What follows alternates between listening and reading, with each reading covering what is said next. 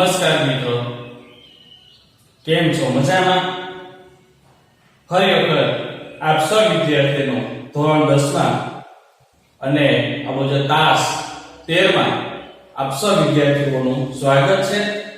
આપણે તાસ જે 12 તેમાં આપણે જે ટેકનિકલ સુધારા છે એ ટેકનિકલ સુધારાઓની આપણે વાત કરી હતી. ટેકનિકલ સુધારા એટલે શું એની પણ આપણે વાત કરી હતી. ટેકનિકલ સુધારા એટલે જે કાંઈ આ સાધનો છે જે એ સાધનોની અંદર જે કાંઈ સુધારા વધારા થયા તેને આપણે ટેકનિકલ સુધારા કહેવાય. એની વિસ્તૃત ચર્ચા આપણે આગળના ક્લાસમાં વાત કરી. આજે આપણે સંસ્થાકીય જે સુધારાઓ છે એની આપણે વાત કરીશું. મિત્રો, આ જે પ્રશ્ન છે આઈએમપી પ્રશ્ન છે. કાળજી સાથે દરેક વિદ્યાર્થીઓ ભણો, જેથી કરીને પરીક્ષાની અંદર જો આ પ્રશ્ન પૂછાણો હોય તો તમે સારા માર્ક મેળવી શકો. તો આપણે આ સંસ્થાકીય સુધારામાં આપણે આગળ વધીએ તો ભારતમાં જમીન માલિકી, ખેત ધિરાણ અને જે ખેત પેદાશો છે એ પેદાશના વેચાણ અંગે થયેલ સુધારા, જેને આપણે સંસ્થાગત સુધારા કહેવામાં આવે છે અથવા તો ગણાય છે. તો ભારતમાં ખાસ કરીને જમીન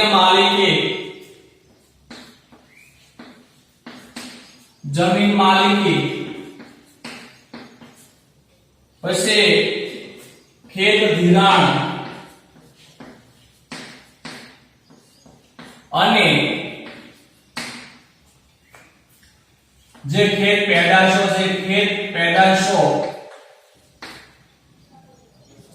અંગે જે ખેત પેદાશ વેચાણ અંગે આપણે લેશું કે ખેત પેદાશના વેચાણ અંગે જે સુધારા વધારા થયા ના વેચાણ અંગે જે સુધારા થયા છે તેને આપણે સંસ્થાગત સુધારા ગણાય. સંસ્થાગત સુધારા ગણાય. તો અહીંયા સૌથી પહેલા આપણે આ મુદ્દાની વાત કરી. સંસ્થાકીય સુધારા એટલે શું? તો ભારતમાં જમીન માલિકી, ખેત ધિરાણ અને ખેત પેદાશોના વેચાણ અંગે જે કાંઈ સુધારા થયા તેને આપણે સંસ્થાગત સુધારા ગણાય. હવે આમાં કેવા કેવા સુધારા થયા તેની આપણે વાત કરતા જઈએ તો સૌથી આપણે જે પહેલી વાત કરીએ સુધારાની તો સરકારે જે જમીનદારી જે પ્રથા હતી એ પ્રથા નાબૂદ કરી અને ખેડે તેની જમીન આ કાયદા દ્વારા જે ખેડૂત છે એ ખેડૂત જે જમીન ખેડે એની માલિકીનો તેમને જે હક છે એ હક આ સરકાર દ્વારા આપવામાં આવ્યો. તો આપણે વાત કરીએ કે સરકારે જમીનદારી પ્રથા નાબૂદ કરીને ખેડૂતોનું જે શોષણ છે એ શોષણ અટકાવ્યું છે. ફોર્મ લખીએ કે સરકારે જો યાદ રાખજો કે કયા સુધારા કર્યા જમીન માલિકી અંતર્ગત. તો સરકારે જમીનદારી પ્રથા નાબૂદ કરીને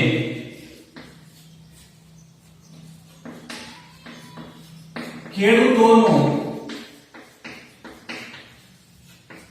શોષણ થતું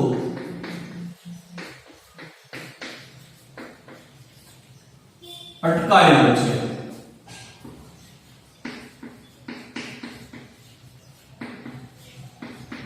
અને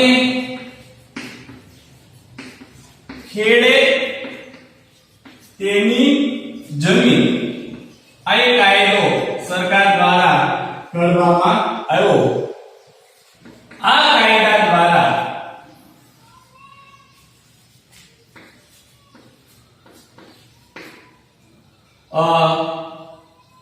ખેડનારને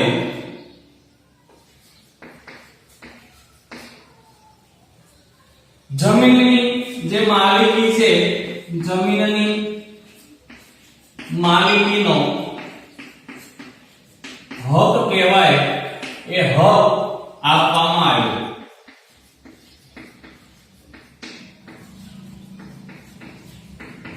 તો આ પણ એક સંસ્થાગત સુધારો કહેવાય કે સરકારે જમીનદારી પ્રથાને નાબૂદ કરી.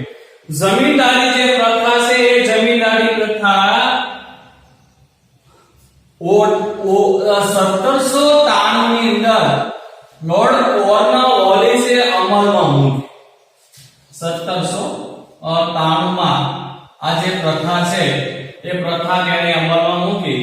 તો તેમાં જમીનદારી પ્રથામાં એવું હતું કે સરકારે કોઈ એક જમીનદારને જમીનનું જે મહેસૂલ છે એ મહેસૂલ ઉઘરાવવા માટે તેમને એક અધિકાર આપવામાં આવ્યો અને જે જમીનદાર મહેસૂલ ઉઘરાવે એ મહેસૂલના 12% જેટલું મહેસૂલ છે એ આ જમીનદારને આપવું.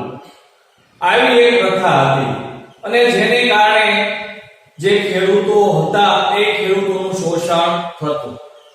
બરાબર. તો આ જમીનદારી જે કઈ પ્રથા છે, પ્રથા આ સરકારે નાબૂદ કરી અને એક નવો કાયદો ખેડે તેની જમીન, આ કાયદા દ્વારા જે ખેડૂત જે જમીન ખેડે તેને એની જે માલિકીનો જે હક છે એ હક આપવામાં આવ્યો. તો આ પણ એક જે છે એ સુધારો કર્યો. પછી આપણે વાત કરીએ કે જમીન ટોચ મર્યાદા, આ પણ એક કાયદો છે. આ કાયદા દ્વારા જે જમીનની જે વહેંચણી છે જે અસમાન હતી એ આ અસમાનતા જે હતી જમીનની જે માલિકીની જે અસમાનતા હતી એ સમાનતા સરકારે દૂર કરે છે. તો ત્યાર પછી આપણે વાત કરીએ કે જમીન ટોચ મર્યાદા કાયદા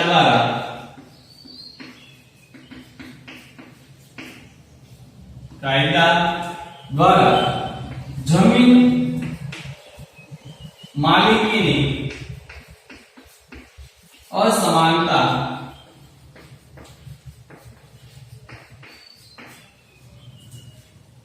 દૂર કરે છે.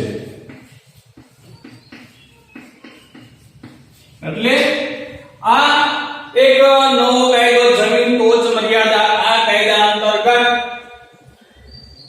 જમીન માલિકી વચ્ચે એટલે કે અમુક જે ખેડૂતો હતા એ ખેડૂતો પાસે વધારે જમીન હતી અને અમુક જે ખેડૂતો હતા તેની પાસે ઓછી જમીન હતી, અથવા તો અમુક જે વ્યક્તિ છે એની પાસે સમૂળગી જમીન જ ન હતી.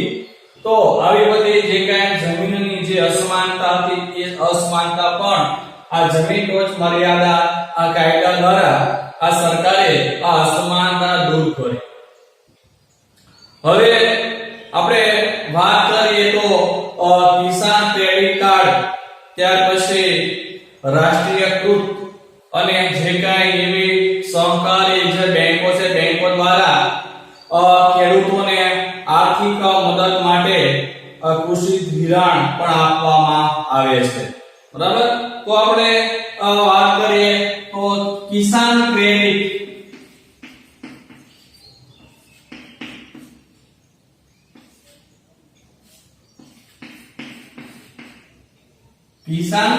કાર્ડ, ત્યાર પછી રાષ્ટ્રીયકૃત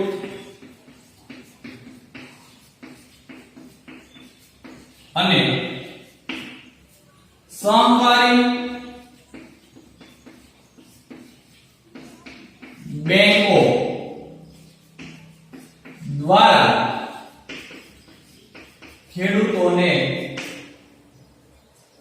આર્થિક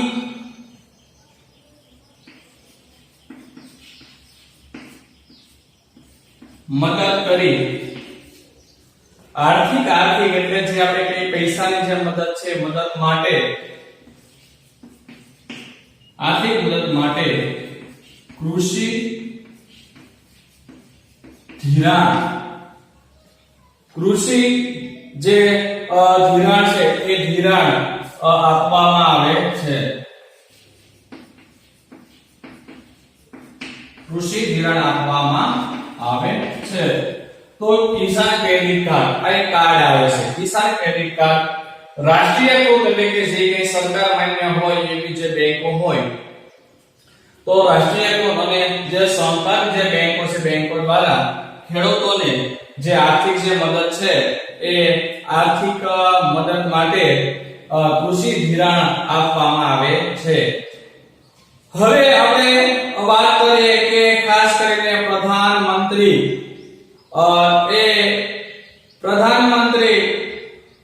પાક વીમા યોજના દ્વારા જે ખેડૂતો છે આ યોજના દ્વારા ખેડૂતોને ખેતી પાકોનું વીમાકીય જે રક્ષણ છે એ રક્ષણ પણ પૂરું પાડવામાં આવે છે તો કઈ યોજના દ્વારા તો આપણે વાત કરીએ પ્રધાનમંત્રી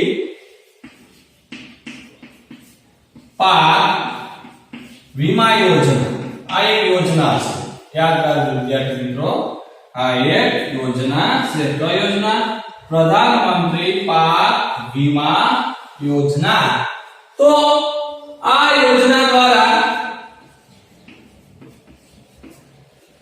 જે ખેડૂતો છે એ ખેડૂતોને પોતાના જે પાક છે એ પાકોનું જે રક્ષણ છે એ રક્ષણ પૂરું પાડવામાં આવે છે ખેડૂતોને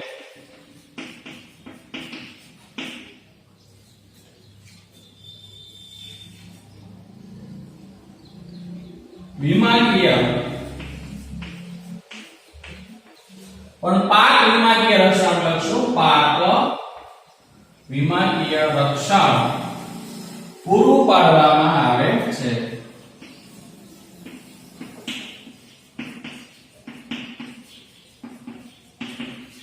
એટલે આ એક પ્રધાનમંત્રી પાક વીમા યોજના છે આ યોજના અંતર્ગત જો કોઈ ખેડૂતનો જે પાક છે એ નિષ્ફળ જાય તો આ પાકનું જે વીમાકીય જે રક્ષણ છે એ રક્ષણ જે પૂરું છે એ પૂરું પાડવામાં આવે છે આ સિવાય સરકાર દ્વારા ખાસ કરીને જે બિયારણો છે ખાતરો અને જંતુનાશક જે દવાઓ છે એ દવાઓ ખરીદવા માટે સબસિડી અને આર્થિક મદદ પણ સરકાર કરે છે તો આપણે વાત કરીએ કે સરકાર બિયારણ ત્યાર પછી ખાતરો અને જંતુનાશક દવા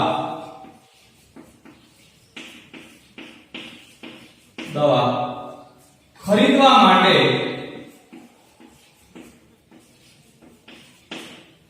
આર્થિક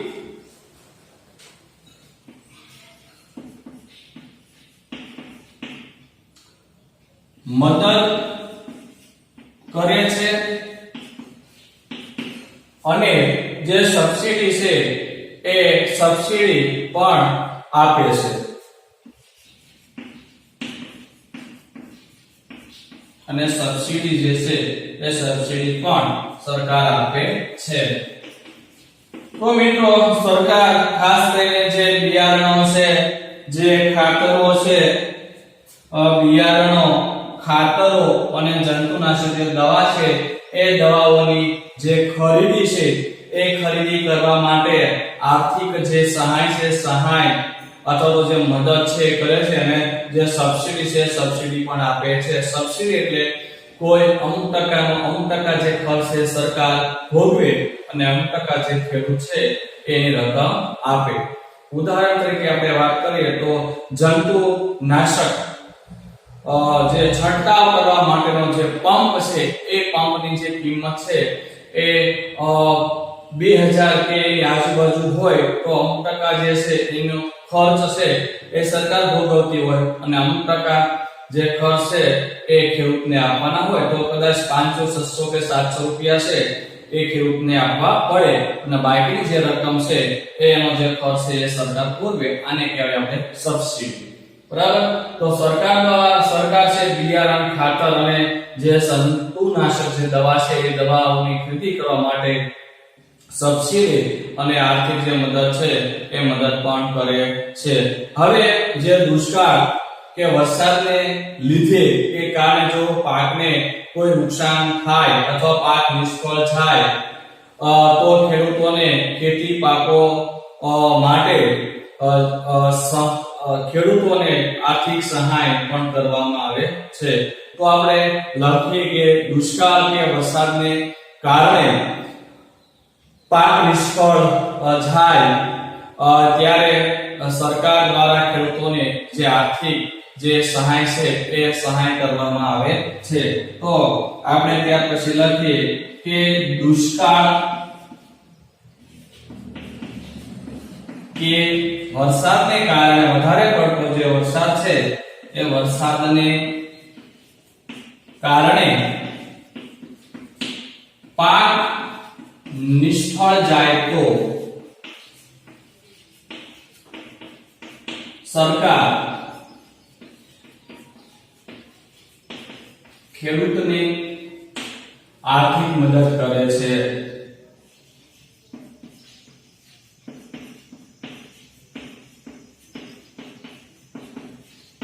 આર્થિક મદદ કરે છે. તો જો કોઈ ખેડૂતનો જે પાક છે દુષ્કાળને કારણે કે વધારે પડતો જે વરસાદ છે એ વરસાદને કારણે જો નિષ્ફળ જતો હોય તો સરકાર છે એ સરકાર તેને આર્થિક જે સહાય છે એ સહાય કરે છે તો કરવામાં આવે છે. ત્યાર પછી જે માર્કેટ યાર્ડમાં ખેતીની જે પેદાશો છે એ પેદાશો નું જે વેચાણ છે એ વેચાણમાં કાયદાકીય જે જોગવાઈ છે એ કરી અને ખુલ્લી હરાજીની જે પ્રક્રિયા છે એ સરકાર દ્વારા વ્યાપક જે છે વ્યાપક બનાવવામાં આવી છે.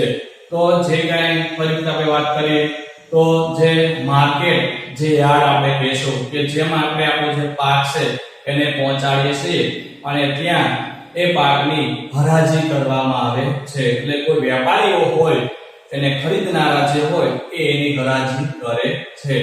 તો જેનાથી જે ખેડૂત છે એ ખેડૂતને પોતાનો જે પાક છે એ પાકની એને ઊંચી જે રકમ છે જે ભાવ છે એ એને મળી શકે હરાજી દ્વારા.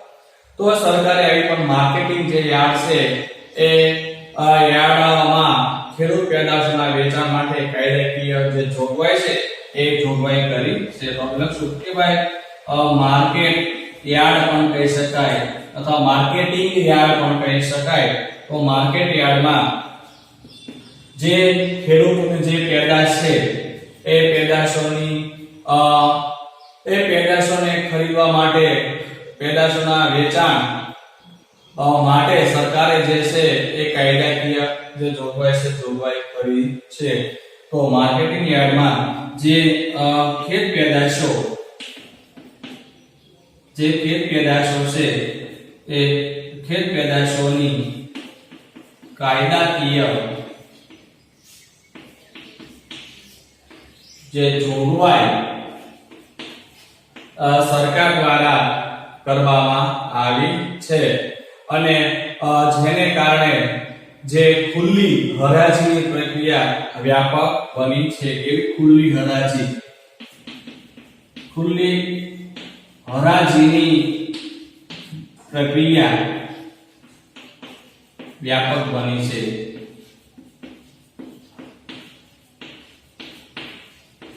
એટલે ખુલ્લી હરાજી નો અર્થ એવો થાય કે બધાને એના ભાવની ખબર પડી શકે એને આપણે કહેવાય ખુલ્લી હરાજી. કે ત્યાં ઉપસ્થિત જે ખેડૂતો હોય જે વેપારીઓ હોય એ બધાને તેનો જે ભાવ છે એ ભાવની ખબર પડે. બરાબર. એને આપણે કહીશું ખુલ્લી હરાજી. તો આવી પણ સરકારે જે છે એ વ્યવસ્થા કરી છે. હવે ત્યાર પછી જે ખેડૂતો છે એ ખેડૂતોને ખેતી પેદાશ જે પોષણક્ષમ જે ભાવ છે એ ભાવ મળી રહે તે માટે સરકારે સહકારી જે મંડળીઓ છે, પછી ખરીદ વેચાણ જે સંઘ કહેવાય તો ખરીદ વેચાણ સંઘ, સહકારી ધોરણે ગોદામો જે છે ગોદામો, પછી શીત ગૃહો કહી શકાય, પછી પરિવહન માટે અને જે સંદેશા જે વ્યવહાર છે સંદેશા વ્યવહારની જે કઈ સગવડતાઓ છે જે સુવિધા છે એ સુવિધા પૂરી પાડે છે. તો આપણે વાત કરીએ કે જે ખેડૂતો છે એ ખેડૂતોને પોતાની જે ખેત પેદાશો છે એ ખેત પેદાશોનો પોષણક્ષમ ભાવ મળી રહે તે માટે સહકારી મંડળો,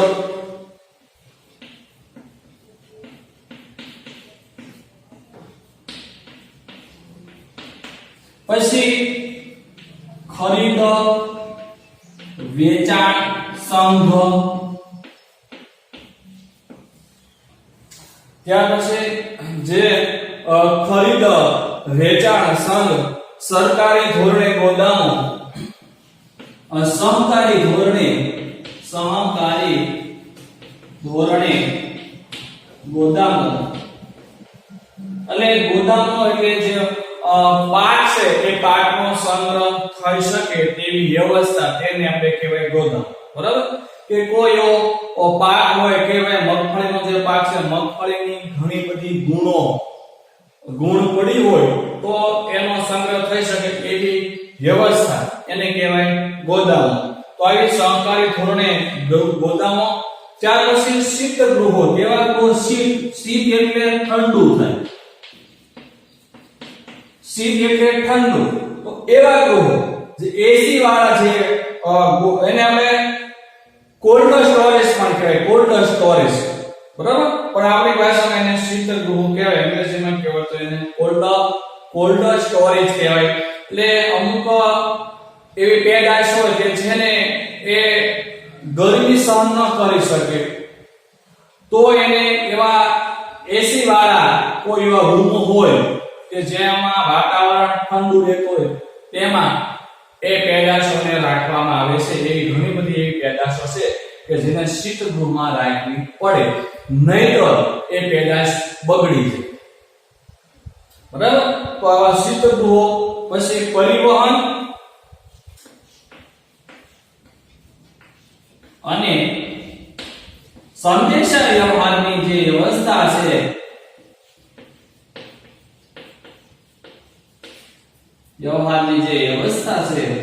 એ વ્યવસ્થા કરી છે. મિત્રો યાદ રાખજો, આ પ્રશ્ન છે આઈએમપી છે. સંસ્થાગત સુધારાઓ, જેની અંદર આ બધા સુધારાઓ જે છે સરકારે કર્યા છે.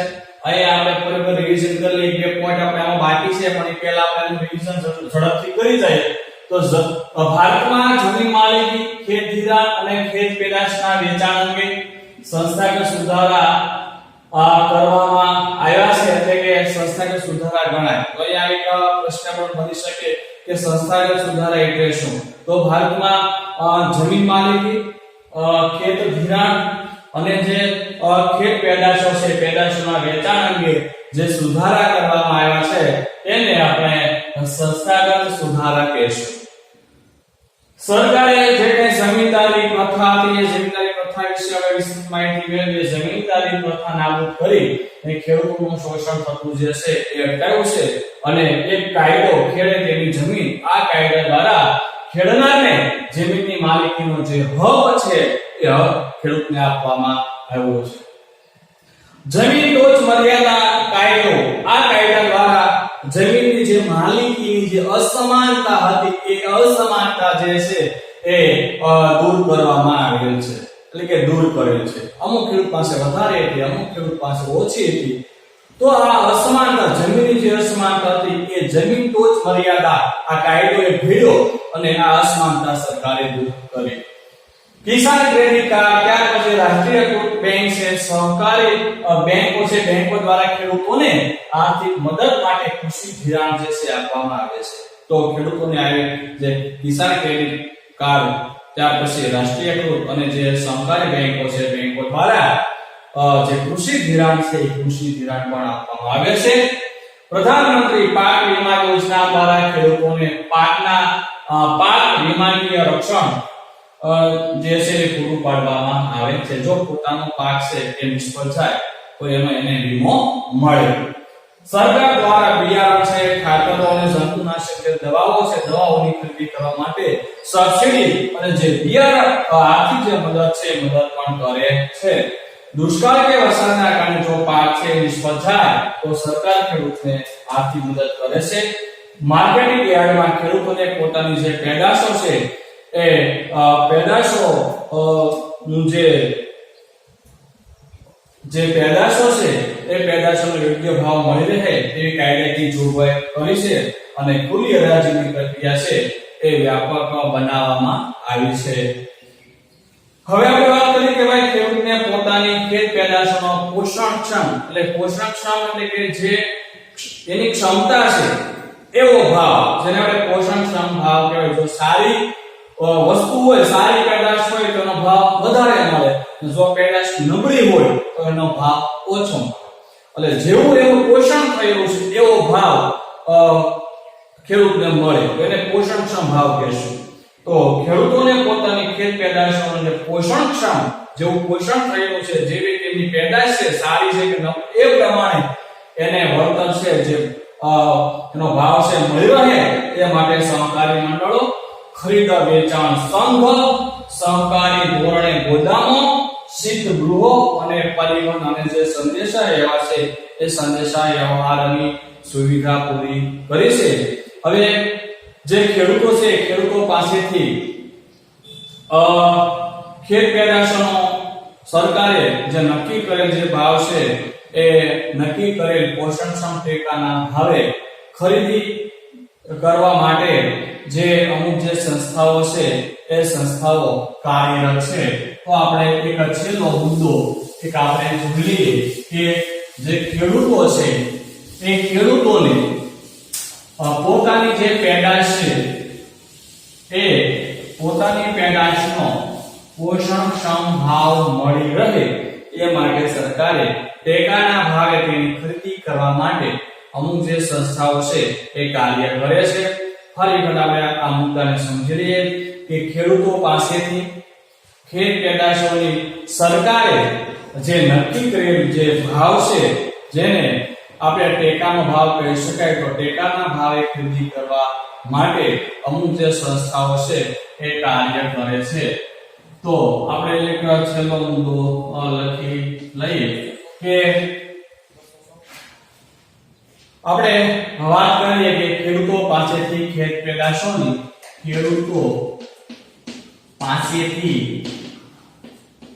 જે ખેત પેદાશો છે એ ખેત પેદાશોની ખેડૂતો પાસે રહેલી જે ખેત પેદાશો છે એ ખેત જે પેદાશોની સરકારે નક્કી કરેલ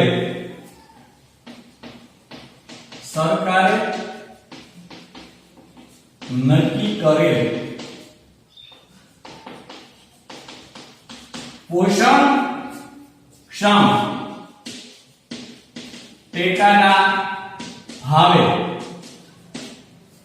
ખરીદી કરવા માટે નીચેની જે સંસ્થાઓ છે એ નીચેની સંસ્થાઓ કાર્યરત છે, કાર્ય કરે છે.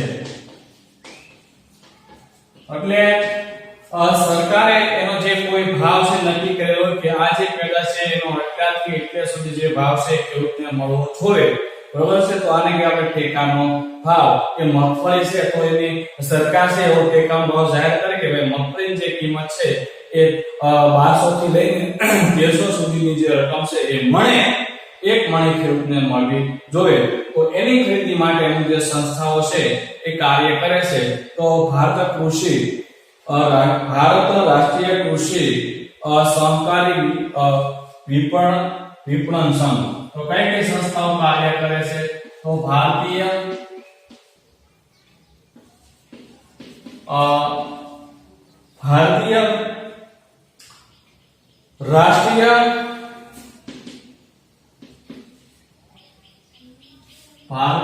રાષ્ટ્રીય કૃષિ વિપણન સહકારી વિપણન સંઘ. સહકારી વિપણન સંઘ. ત્યાર પછી આપણે એક બીજી સંસ્થા લઈ લઈએ કે જે આ સંસ્થા એવી છે કે જે સરકારે જે નક્કી કરેલો જે ભાવ છે તે ભાવે ખેડૂતની જે પેદાશો છે એની ખરીદી કરે છે. તો ગુજરાત તેલીબિયા ઉત્પાદક સંઘ. ગુજરાત તેલીબિયા ઉત્પાદક સંઘ. અને ત્રીજી જે સંસ્થા છે એ રાષ્ટ્રીય ડેરી વિકાસ નિગમ. રાષ્ટ્રીય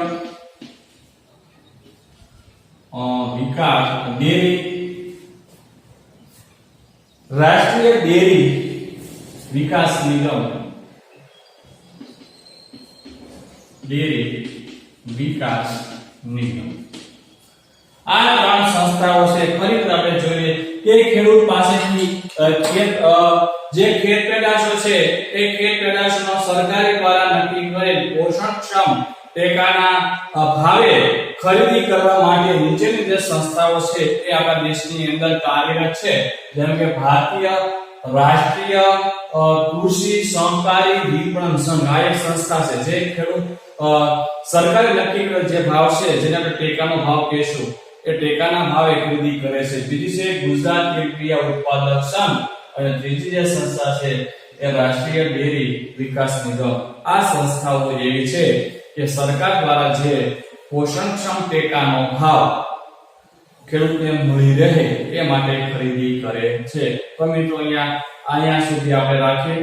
ફરી વખત જ્યારે આપણે પછીના વર્ગમાં આપણે ક્લાસમાં મળશું ત્યારે એટલે કે તાસ 14 માં આપણે ફરી વખત જ્યારે મળશું ત્યારે હરિયાળી ક્રાંતિ વિશેનો જે અભ્યાસ છે એ આપણે કરશું. સૌ વિદ્યાર્થીઓને ખૂબ ખૂબ ધન્યવાદ. અસ્તુ. જય હિન્દ, જય ભારત.